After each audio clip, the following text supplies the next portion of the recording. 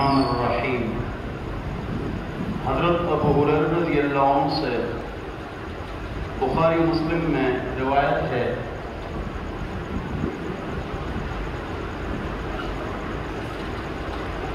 کہ حضور اکرم صلی اللہ علیہ وسلم نے فرمایا کہ تم میں سے کوئی آدمی کھڑے پانی میں پیشاب نہ کرے۔ لوگ پیتے بھی ہیں، اس سے وضو بھی کرتے ہیں، آپ نے پیشاب کر لیا تو تم میں سے کوئی آدمی کھڑے پانی میں پیشاب نہ کرے۔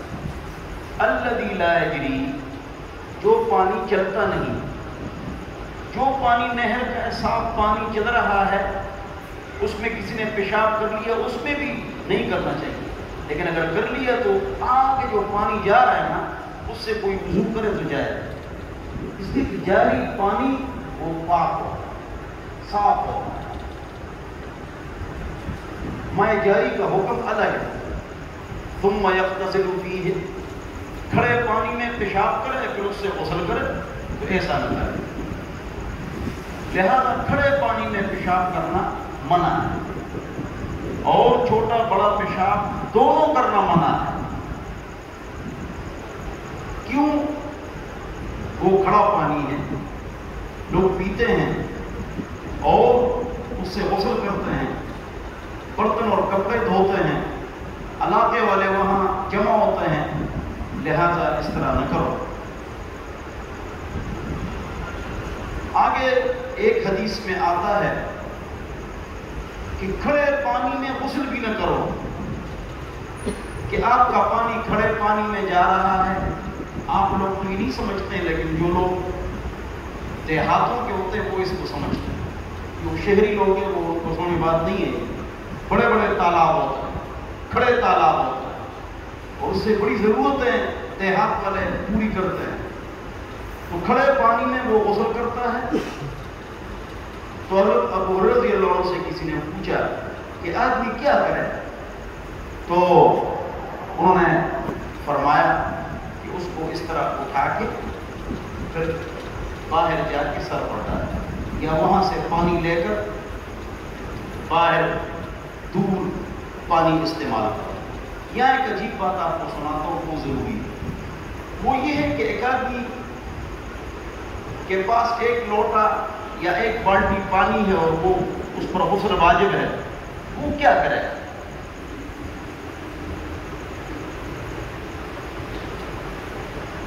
تو وہ اس میں ہاتھ نہ ڈالے۔ حدیث شریف کے اندر آتا ہے من استيقظ من منامه فلا يدخلن يدا في الإناء لأنه لا يدري أين باتت يده۔ اذا استيقظ احدكم من منامه، تم میں سے کوئی آدمی نیند سے اڑ جائے تو پانی میں ہاتھ نہ ڈالے، اس لیے کہ اس کو پتہ نہیں ہے کہ اس کے ہاتھ نے رات کہاں گزاری ہے۔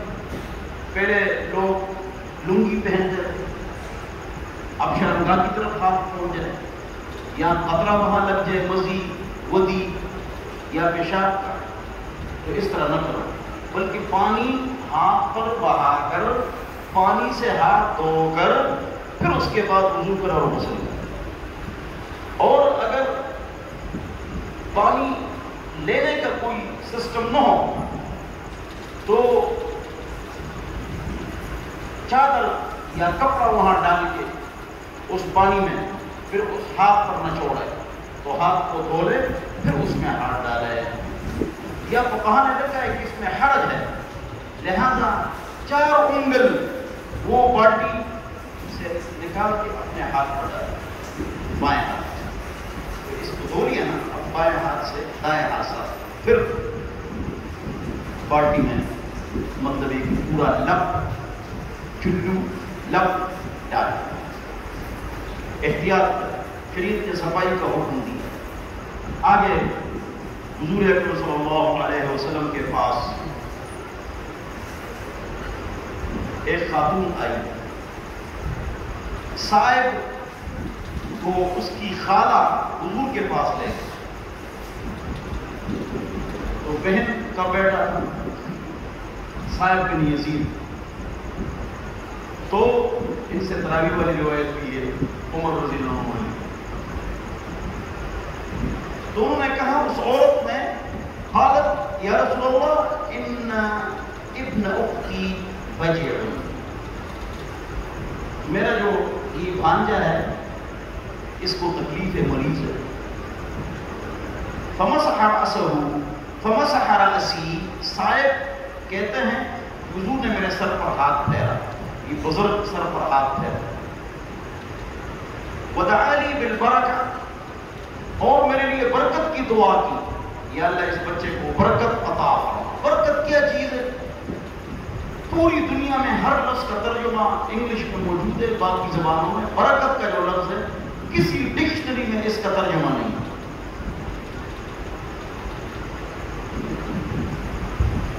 اللہ لطیف ذات میں نظر نہیں آتے، تو اللہ لطیف ذات کی لطیف مدد برکت جو ہے یہ بھی اس کا کوئی ترجمہ نہیں کر سکتا، کوئی ترجمہ اس کا دنیا میں نہیں، بس برکت۔ ودعا لی بالبرکہ، یا اللہ ان کو برکت عطا فرما۔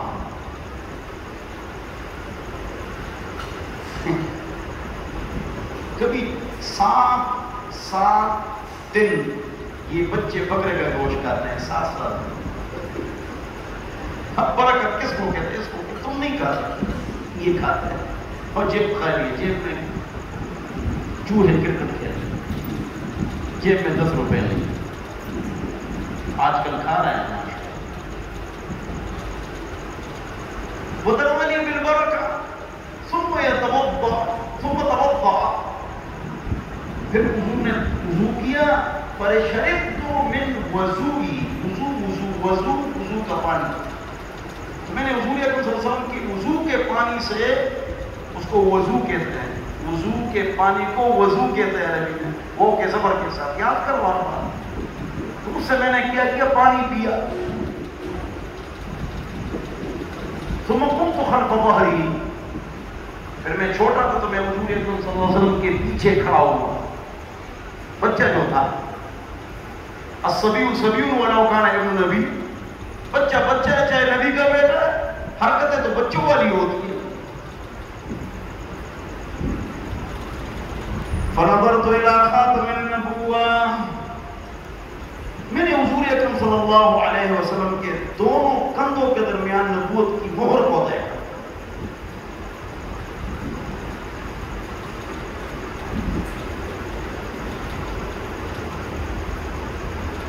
مثل زبد الحجلہ، جس طرح دلہن کے لیے وہ بناتے ہیں، اس کو کیا کہتے ہیں دلہن کے لیے جو بناتے ہیں، یہ پرانے زمانے سے، اس میں ناڑے کی طرح ایک چیز ہوتی ہے، اس سے ایک لڑکی ایک چیز ہوتی ہے، اس طرح گول گول، اس طرح وہ حضور اکرم صلی اللہ علیہ وسلم کا یہاں نبوت کی مہر میں نے خود دیکھی، بخاری مسلم کی روایت۔ بہرحال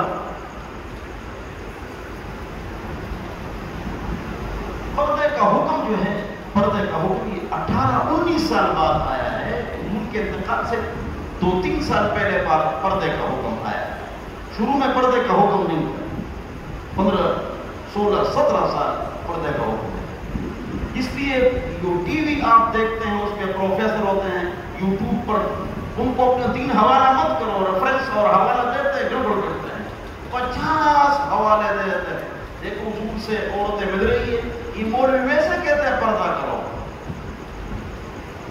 بخاری مسلم کی روایت، 50 حوالے دے دیں گے، یار اس وقت پردے کا حکم ہی نہیں تھا، یہ تو عمر رضی اللہ عنہ نے حضور کو کہا آپ کا پاک گھر ہے، پاک ہماری مائیں، ہر قسم کا منافق کافر آدمی آپ کے گھر آتا ہے، پردے کا حکم نہیں، جرگے کے لیے بات چیت نہیں، تو اگر پردے کا حکم آ جائے تو اچھا ہو، تو پھر پردے کا حکم ہے۔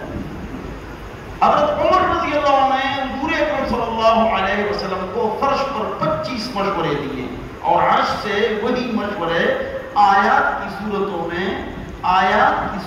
میں عرش سے فرش کی طرف اتر گئے، آیات بن گئے وہ مشورے۔ حضرت عمر اس میں ایک شراب کی حرمت ہے، ایک پردے کا حکم ہے، تو پھر پردے کا حکم صاحب یہ ان کے بھانجے تھے اور یہ صحابی ہے. تو بہرحال حضور اکرم صلی اللہ علیہ وسلم کی روح پر جو پردے کا حکم ہے یہ آخر میں آیا، 5 ہجری کے بعد آیا، 13 14 18 سال بعد اس کے دن بعد آیا. لہذا پروفیسروں کی بات نہ سنو، ایسا حوالہ نکال دیں گے آپ کو خراب.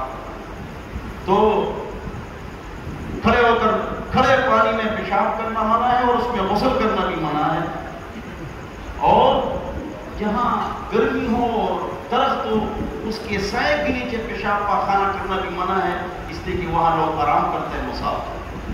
اور جو سوراخ ہے اس کے اندر پیشاب کرنا منع ہے، کوئی جانور نکل کے آپ کو کاٹ نہ لے. اور رات کو بھی جب آپ پیشاب کریں تو روشنی کا انتظام کریں تاکہ آپ کو کوئی چیز تکلیف نہ ہو.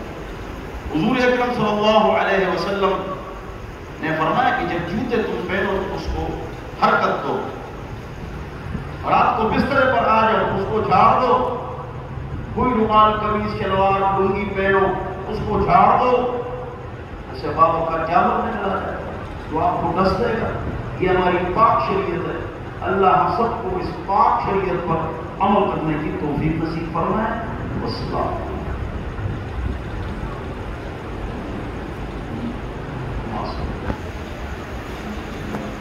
کیا ہے